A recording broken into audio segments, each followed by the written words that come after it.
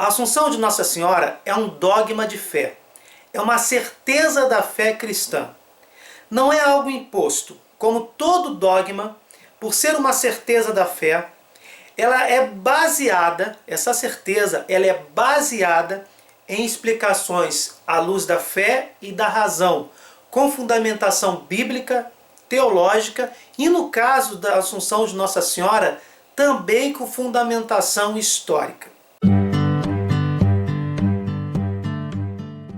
Primeiramente, qual a diferença entre a Ascensão e a Assunção de Nossa Senhora? A Ascensão é de Nosso Senhor Jesus Cristo. Jesus, em corpo ressuscitado, subiu aos céus em corpo e alma. Nossa Senhora subiu também em corpo e alma por força de Deus e não por força própria. Por isso nós falamos que com Maria aconteceu a Assunção e não a Ascensão. A Ascensão de Jesus por força do próprio Deus. A Assunção de Nossa Senhora por força de Deus e não por força de Nossa Senhora. Ambos subiram em corpo e alma, os dois corpos ressuscitados. Por que Jesus subiu em corpo e alma? Porque Jesus foi o primeiro ser humano, Deus feito homem, que venceu a morte e ressuscitou no terceiro dia. Então seu corpo está ressuscitado, seu corpo vai para os céus em plena glória. No caso de Nossa Senhora, antecipando aquilo que vai acontecer com todas as pessoas que no juízo final estiverem no céu, todas as pessoas que estiverem no céu, com a sua alma em comunhão definitiva com Deus, receberão um corpo ressuscitado. Nossa Senhora recebe o corpo ressuscitado antecipadamente, antes do juízo final. Sabemos que no início, lá em Gênesis, os primeiros pais cometeram o pecado original, o pecado de orgulho, o pecado de desobediência, o pecado de se afastar de Deus. E vemos lá nos primeiros capítulos de Gênesis que, como consequência, não como castigo que Deus impôs, mas como consequência natural desse afastamento dos primeiros homens de Deus, tivemos o quê? A dor no parto, a incumbência de trabalhar para comer, a própria mortalidade. E nesse sentido de mortalidade, está lá em Gênesis 3,19, do pó viestes e do pó hás de retornar. Esta morte física, que é consequência do pecado original, esta morte física também abrange a decomposição do corpo. Aí nós vamos pensar um pouquinho. Se Nossa Senhora foi concebida sem pecado original, ela não poderia receber essas consequências naturais da perda da graça santificante, do próprio pecado original cometidos por Adão e Eva. No caso de Maria, ela foi concebida sem o pecado original, porque nós já vimos esse assunto num vídeo aqui da playlist Sinal da Cruz, porque Nossa Senhora iria conceber o próprio Deus encarnado. E como Deus é luz e nele não há treva alguma, não era concebível que nosso Senhor Jesus Cristo fosse gerado em um ventre imaculado, com o menor pecado que fosse, ainda que fosse o pecado de herança. Por isso que Nossa Senhora vai dizer, vai cantar no Magnificat, que o poderoso lhe fez maravilhas. E uma dessas maravilhas é a Imaculada Conceição. Vimos também nesse vídeo que o anjo Gabriel diz: Ave cheia de graça, o Senhor é contigo. E que em português, que no original diz o quê? Que Maria sempre foi, sempre, em presente, passado e futuro, desde sua criação, sempre foi repleta da graça de Deus. Não é cheia, é repleta. Então, onde há graça de Deus em abundância e por todo o lapso temporal, no caso de Nossa Senhora, que é uma criatura, ela não existiu desde toda a eternidade, mas desde que sua alma foi criada pelas mãos de Deus, a sua alma foi concebida, foi criada sem mancha, e ela foi concebida no ventre de Santana sem o pecado original. ela não herdou dos primeiros pais, como toda a humanidade acabou herdando, a falta da graça santificante ou o pecado original. Nossa Senhora foi concebida sem o pecado original. Como uma das consequências do pecado original é justamente a morte física e a decomposição, a posterior decomposição, por lógica, Nossa Senhora, por uma consequência lógica, Nossa Senhora, após a sua morte, não poderia ter o seu corpo decomposto no sepulcro. Ela não teria essa consequência, porque ela não teve o pecado original. Ela teve sua alma, melhor dizendo, criada pelas mãos de Deus com a graça santificante, que os primeiros pais perderam, mas que Maria recebeu por antecipação dos dons conquistados por Jesus na cruz.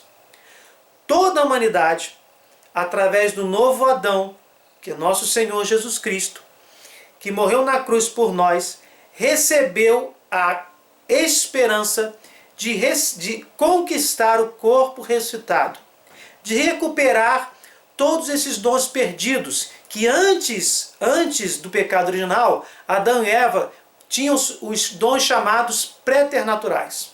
A partir do momento que Jesus morre na cruz, a partir do momento que Jesus ressuscita, ele recebe um corpo ressuscitado com os dons sobrenaturais, dons ainda maiores do que Adão e Eva, ou os primeiros pais, receberam quando criados por Deus. Dons maiores. Porque, como nós já sabemos, Santo Agostinho fala, Deus só permite o mal se deste mal conseguir extrair um bem maior. Deus permitiu que os primeiros pais cometessem o pecado original, que toda a humanidade fosse encerrada na falta da graça santificante ou no pecado original, perdesse os dons préternaturais e tivesse as consequências de trabalhar para comer, de ter a dor no parto e todas as dores físicas.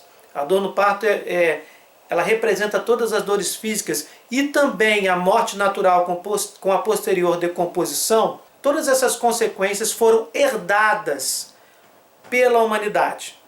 Mas, para que o Senhor Jesus fosse gerado num ventre de uma mulher, essa mulher não poderia ter a culpa original. Por isso, Nossa Senhora, também por uma necessidade, por isso, quando dizemos que Maria foi concebida sem mancha, nós não estamos exaltando Maria, mas nós estamos exaltando Jesus, porque também era uma necessidade que o ventre de Maria não tivesse nenhuma mancha. Então, por Maria ser Quecharitomene, ou sempre plena da graça, Maria não tinha o pecado original. Por não ter o pecado original, como diz lá em Romanos, o salário do pecado é a morte. Como não existe pecado, também não existe a morte física e principalmente a posterior decomposição. Como nosso Senhor Jesus morreu, não teria por que Nossa Senhora não morrer.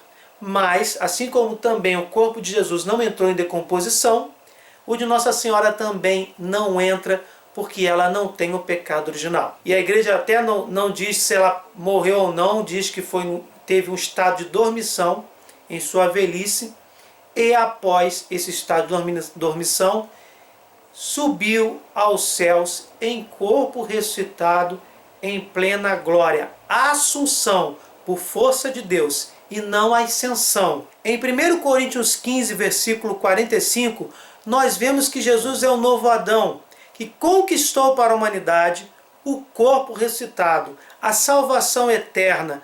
O céu abriu novamente as suas portas. Assim também está escrito, o primeiro homem, Adão, tornou-se alma vivente, o último Adão, espírito vivificante. Além de Lucas 1, 28, nós temos também um trecho de Apocalipse 12, onde nós vamos ver que a mulher por excelência, Jesus já vai chamar Maria de mulher, lá João 19, 25 ou 26, e em várias outras vezes, porque ela é a nova Eva, ela é a mulher por excelência. E nós vamos ver em Apocalipse 12 que esta mulher fica fora da vista da serpente. Ela recebe as duas grandes asas que simbolizam estar com Deus, estar na presença de Deus, estar em pleno voo, buscando as coisas do alto.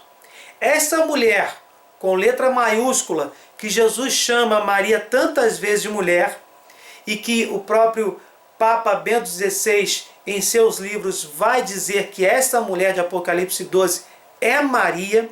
Esta mulher fica fora da vista da serpente, que é justamente o animal que simboliza o maligno que tenta Adão e Eva cometerem o primeiro pecado, o pecado original.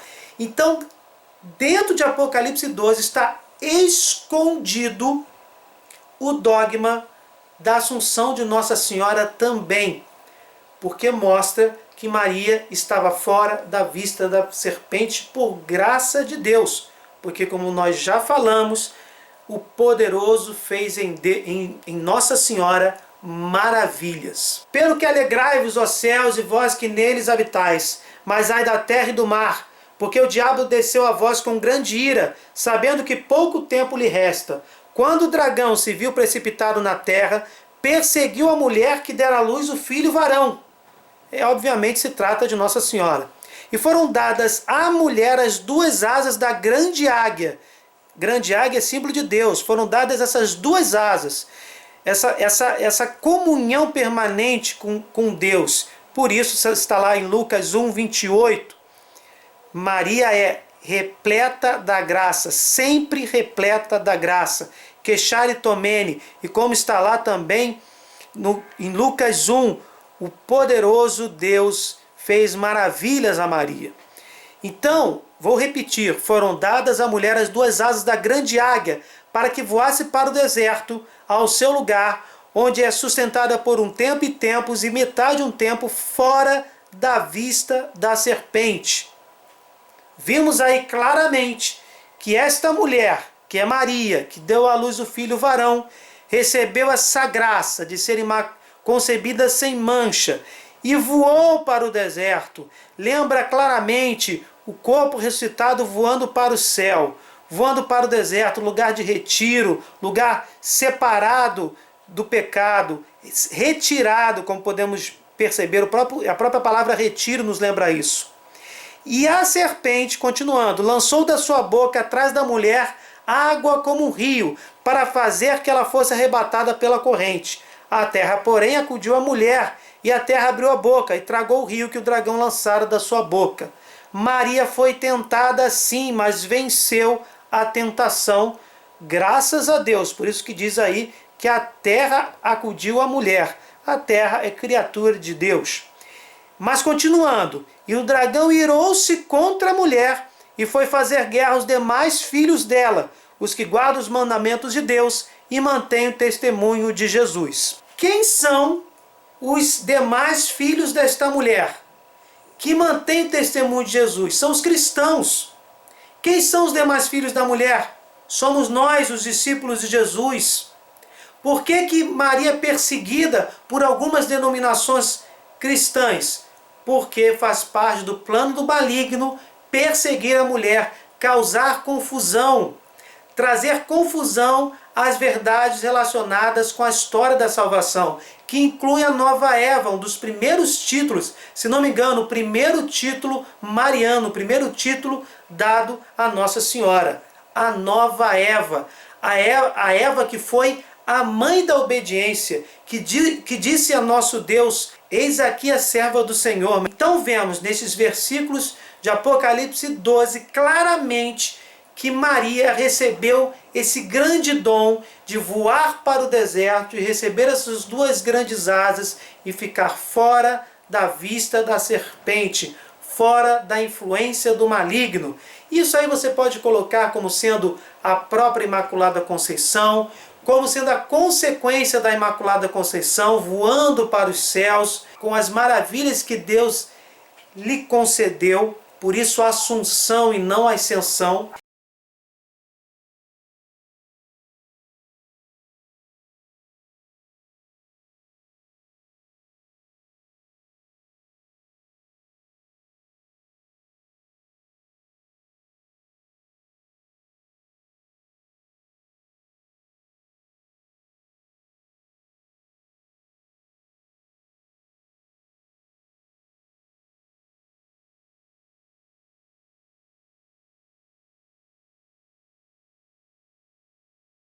E desta forma nós percebemos nesses trechos da Bíblia que a Assunção de Nossa Senhora é uma certeza da fé. Por último, além da explicação bíblica e além da explicação teológica, ligando a Imaculada Conceição, a plenitude da graça em Maria, a falta do pecado original e a consequente assunção de seu corpo e alma para os céus, temos também vários textos apócrifos que vão narrar a Assunção de Nossa Senhora. Por que esses textos não estão na Bíblia? Porque a Bíblia foi criada, obviamente, pela própria Igreja. Reuniram-se a Bíblia dos judeus, o Antigo Testamento, e os escritos dos apóstolos, de discípulos, inspirados por Deus, que formam, assim, os 4 evangelhos, as cartas católicas, as cartas de Paulo, Atos dos Apóstolos, enfim, até o Apocalipse, formam um Novo Testamento.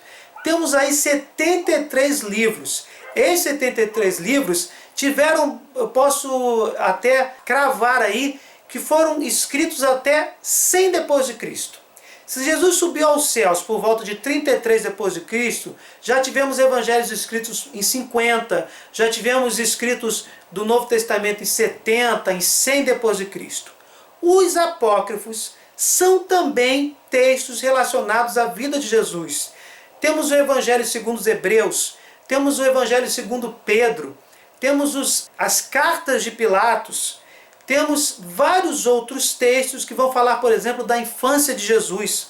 E também temos os textos que falam da Assunção de Nossa Senhora, principalmente o Trânsito de Maria, ou Livro do Descanso. Esses textos, eles não estão inseridos na Bíblia porque eles são muito tardios. Eles foram escritos a partir de 200 depois de Cristo, por volta de 170 anos depois que Jesus subiu aos céus. Por isso eles receberam muitas influências de heresias, como a gnose, temos influências panteístas. Portanto, eles ficaram de fora da Bíblia. Entretanto, eles têm alto valor histórico, porque registraram acontecimentos que realmente, desculpe a redundância, aconteceram. Fatos históricos, melhor dizendo.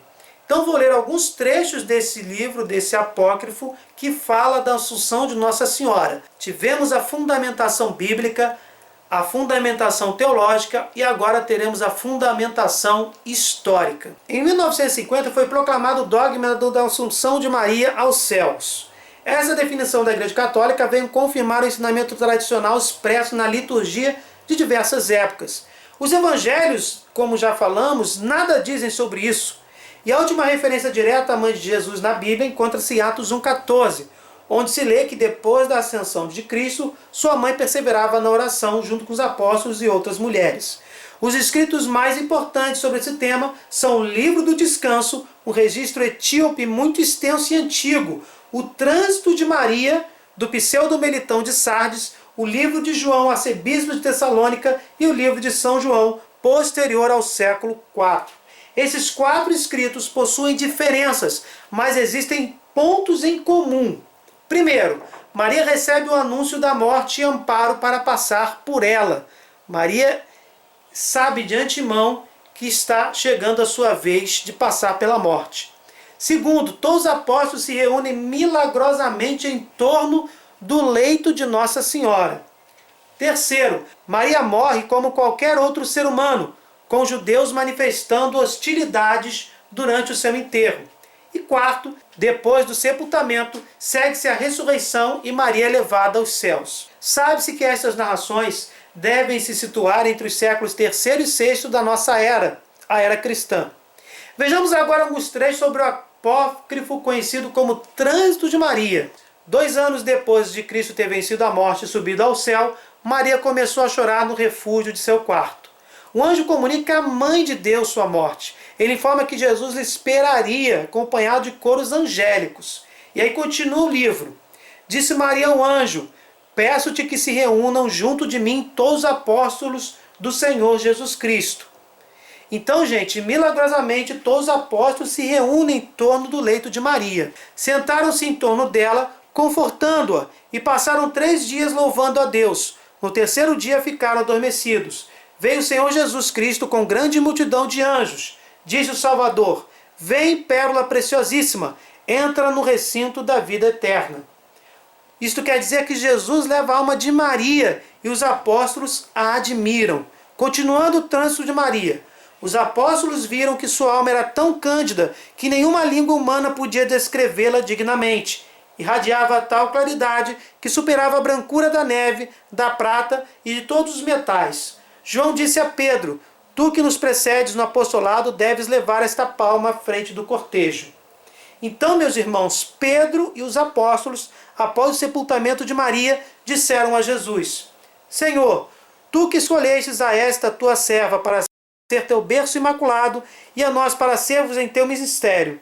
Antes dos séculos, tu sabias tudo, juntamente com o Pai, que contigo e com o Espírito Santo é uma igual divindade e infinito poder.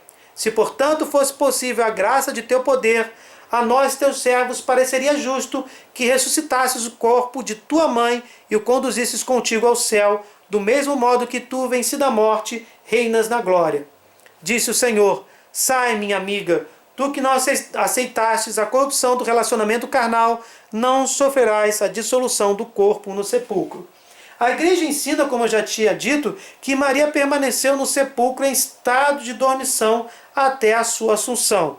Os textos apócrifos, que servem apenas como comprovação histórica e não como palavra de Deus, são extremamente úteis para comprovar a doutrina sobre vários artigos da fé, como este apresentado. Não vamos esquecer, a assunção aconteceu, segundo o relato, depois da ressurreição e ascensão de Jesus, possivelmente durante ou após os acontecimentos dos Atos dos Apóstolos, 5º livro do Novo Testamento.